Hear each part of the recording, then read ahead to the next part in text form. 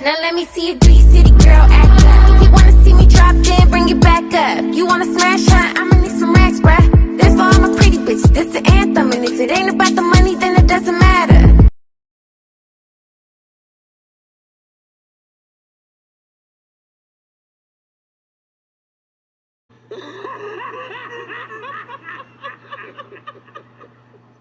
Crazy because I've always had a lot of LGBT people in my life, and so I always thought I would be able to pick up on it when I would come across someone that is, which I kind of did start to pick up on it actually, but I was too deep in at that point. I was way too deep in, but I did start to pick up on certain things where I was like, something is off. This is a little too familiar, but I had that. I was humbled in a way because I thought, one, I could see it, right? Like, I would know. I'm like, I would know for sure. And two, I thought it could never happen to me. Like, why would it happen? I was just like, it could not be me. I'm too beautiful to be in this goddamn situation. Like, are you kidding me? Like, who would want to sleep with a man? You know, unfortunately, that.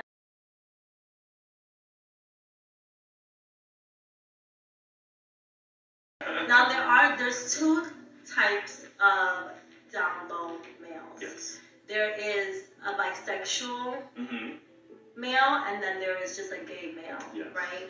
And unfortunately, they both can pretend to like a female, but the bisexual male could actually have a connection to the female, and still be able to have connections with the male. Now, I'm not sure. I think in my situation, maybe he could have been bisexual and just was not able to be open about it. And the only reason why I give this man a little grace and say that he could have been bisexual was because I think he had an emotional connection to me. And he was legitly, like, emotionally attached to me to an extent. But I do feel like sexually he could only connect with males. And the reason why I say that is because he used to always have a phone up to his face. And I always wondered, like, and it would be like, as embarrassing as it sounds. We're gonna be honest. It's a little bit TMI, so if you want to check out. But it would be in the act. He would have a phone to his face, and it would be on silent, and he'd be watching something. And so, me at first, I'm just like, oh, maybe he's into like some really kinky stuff. But I'm into some really like off the wall stuff too, so I'm not judging, you know. I was just like, maybe he's just not comfortable sharing that with me yet. So I just let him have his moment. You know, I let him do it, but the phone never came down. Like, he never let go of the phone to the point where I started to be uncomfortable, and I was like, put it on the screen, like, let's watch it together. You know, I don't care what you're into, like, you know, let's do this, like, if you want to go there, let's go there. And he was like, he was like blocking you out, so that's kind of the sucky part. But the thing is, when I would react that way, like, put it on the screen, like, he would, like, shut down. And so I stopped making a fuss about it or complaining about it or saying anything about it because I was so afraid of him shutting down on me. And so I started to just tolerate it, but I really hate it.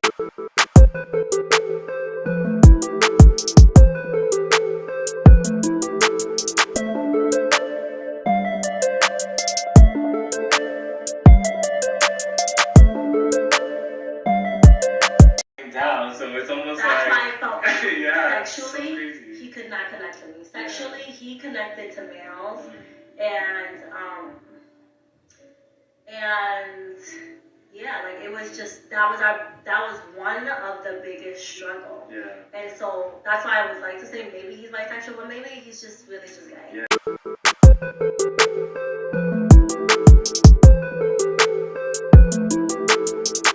You know, the chaos that it is to be with someone DL.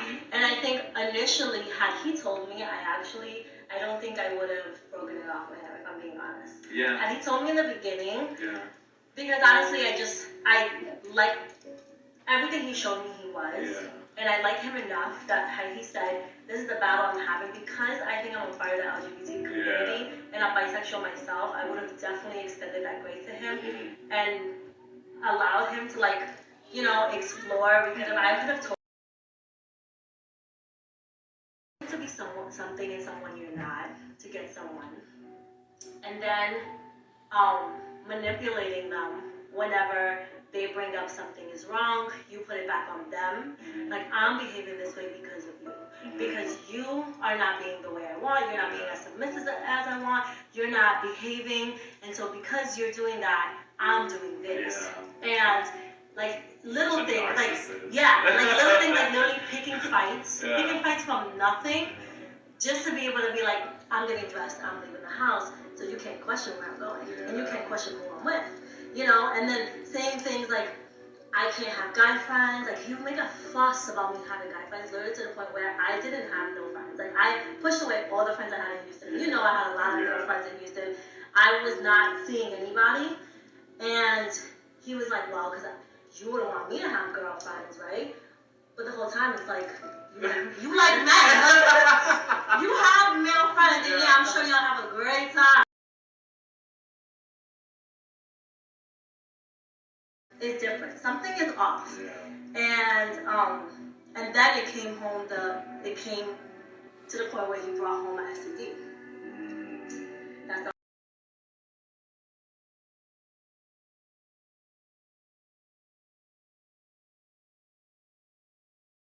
I've never put myself in that position to be, you know, exposed at risk. Anyway, So the fact that me and him had very clear-cut rules in a relationship, and I'm thinking like, this person respects me and loves me and would never do this to me, and then it happened. And it was like my whole world was just like, and suddenly I'm like, oh my God, like this could change my entire life. And you know, thank God at that point, me and him were not even on that type of time, and I did not have whatever he had.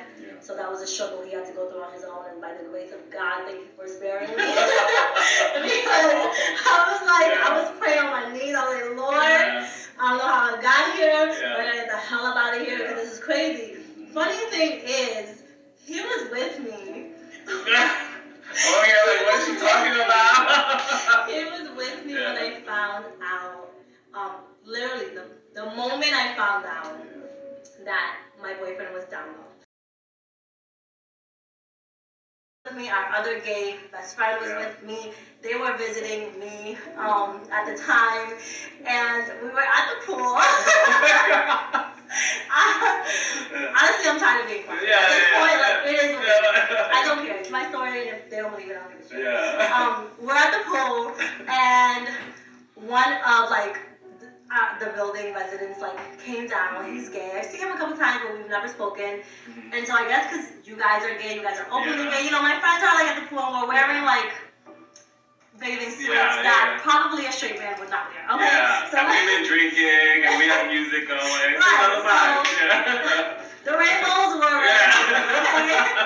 So he felt the vibes and he came over. He was like, hey, and we're like, come on, girl, we're having a great time. And I'm like, hey, so we popped the question of how are you liking the building? Because that was the question, how are you liking it? Is it worth your investment? And he was just casual conversation. So casual. He just started rambling. He was just like, oh my God, this, that, that. He's going off about all these things, and then he was just the scandal of it all. Day one, I got here, and there was already a guy on Grindr trying to get my attention. He said he saw me in the building, and I was just like, okay. And then he goes to this guy, has nothing on his profile, and so I'm like, I don't know what you look like. So I told him when you see me around the building, let me know it's you, so I know it's you that I'm talking to. And so he said that the guy did let him know he had a girlfriend, and he was just not open to sharing pictures or anything like that. And so he said to me, oh, when I found out he had a girlfriend, I was kind of no, because I've been in that situation. But I don't know. I'm not really sure, because it seemed like there were still conversations happening even after he said he had a girlfriend. Which is toxic on its own. I feel when you know somebody's in a relationship, regardless of the dynamic, But I was not judging him. Because at the end of the day, he's not my boyfriend, right? He owe me no loyalty. It does not matter.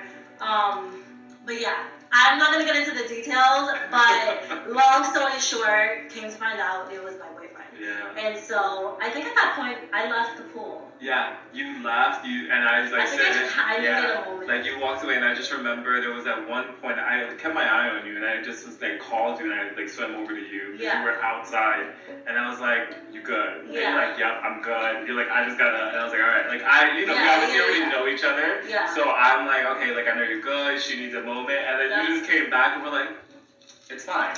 Yep. It's fine. Yeah, like we kind of like talked about it. And you were still, I think, processing it in that moment. Yeah. But it was just such a.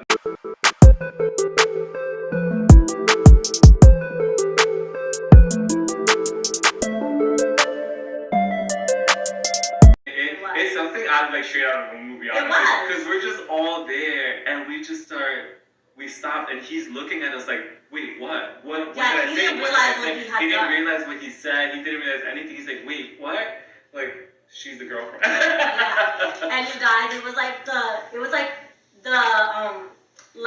the light just left his face. Yeah, and he was mortified. Like, poor thing. He was mortified, and so I took a moment because in that moment, I was baffled. Yeah. I was like completely heartbroken. I didn't want to cry, so I was like, you know what? Let me go gather myself. And let me come back and speak to this man because I'm part of that LGBT community, and I understand outing a down low male is not something you want to do. It's dangerous. It could be very dangerous, especially for the male that's deciding to do that. He did it by accident, not realizing he was talking to the girlfriend. Mm-hmm. Okay, so he's in panic. This man is like almost in tears. If not, I think he was in tears. And he was shaking. I remember you like consoling. Yeah, I was consoling him because I was like, oh my God, it's okay, fine, it's fine. I was like, I don't hate you, you didn't do anything wrong, you're not my boyfriend, like, it's okay. He was like, I talk too much, like, what are the odds that I'm talking to you? And I'm like, that's God. I was just about to say, that's God. I literally said to him, that's God. I was like,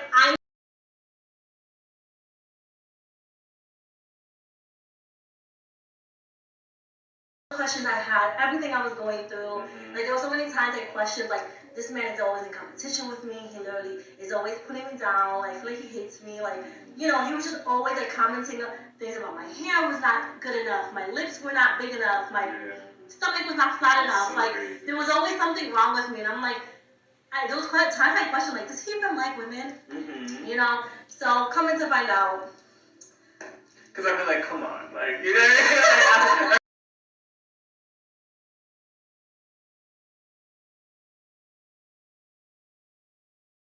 It broke me completely. Oh, yeah. But I think finding out that he actually just likes to bend over for men. How do you marry a woman and then turn around and let a man bend you over?